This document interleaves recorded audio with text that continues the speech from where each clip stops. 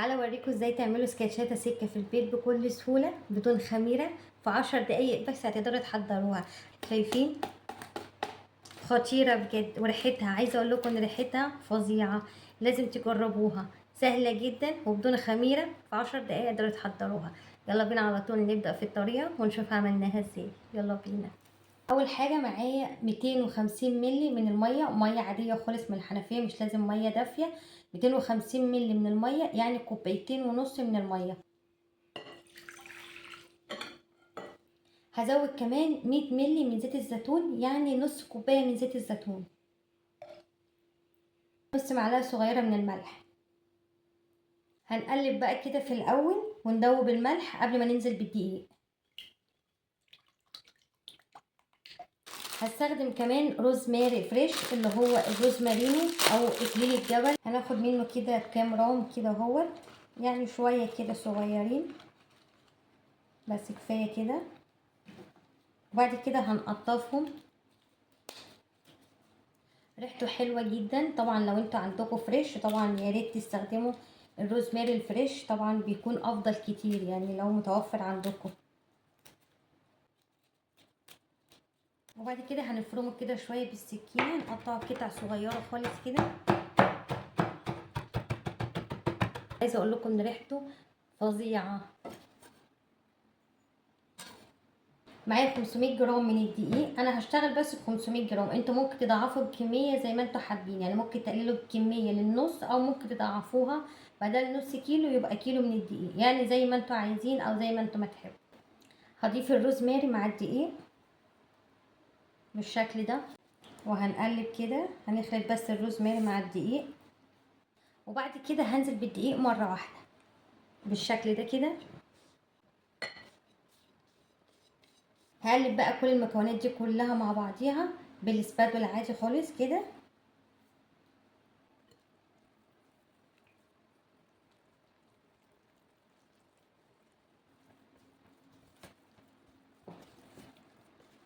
رش كده رشه كده من الدقيق وبعد كده هنزل بالعجينه.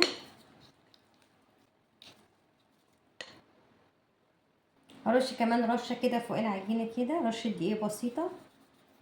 وبعد كده نبتدي بقى نعجنها على ايدينا لمده 5 دقايق بس.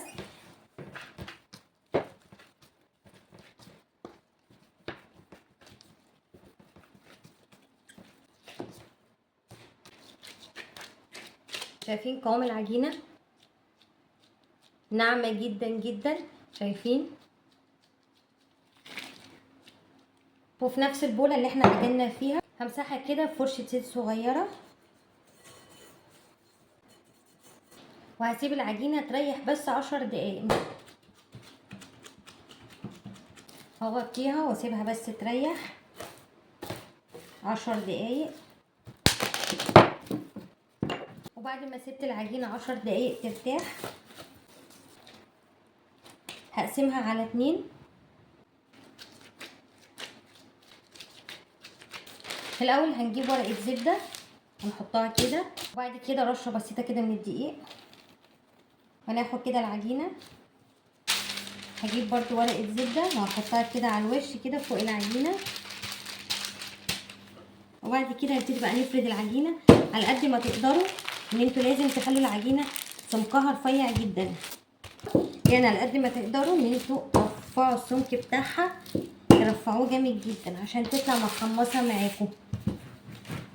شايفين؟ بصوا انا فردتها ازاي، لازم تكون معاكم بالشكل ده.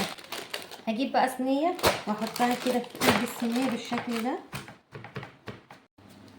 هديها كمان بقى كده فرشه كده بزيت الزيتون عشان تطلع معاكم محمصه بالشكل ده كده. واخر حاجه رشه بسيطه خالص من الملح كده على الوش، رشه بسيطه خالص كده.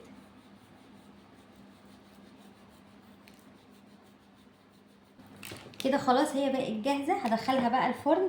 لازم نكون مشغلين الفرن قبليه على الاقل 10 دقايق في الاول وبعد كده هندخلها على درجه حراره 200. هي هتاخد معاكم من 20 ل 25 دقيقه في الفرن.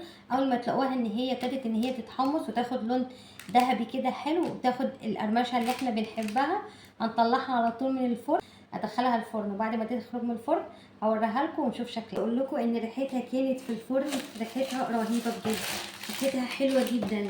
الروزماري كمان بيخلي ريحتها حلوه قوي قوي. عاوزه بقى اسمعكم صوت القرمشه عامله ازاي.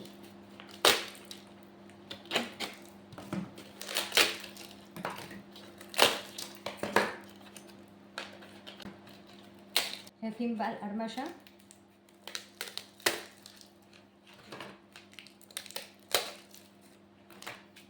بجد خطيره، لازم تجربوها. شايفين عايزه اسمعكم بالصوت القرمشه عامل ازاي.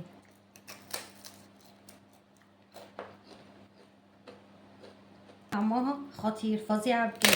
شايفين خطيره، حلوه جدا مع الفطار جنب طبق فول، او ممكن حته جبنه، او ممكن كمان على العشاء.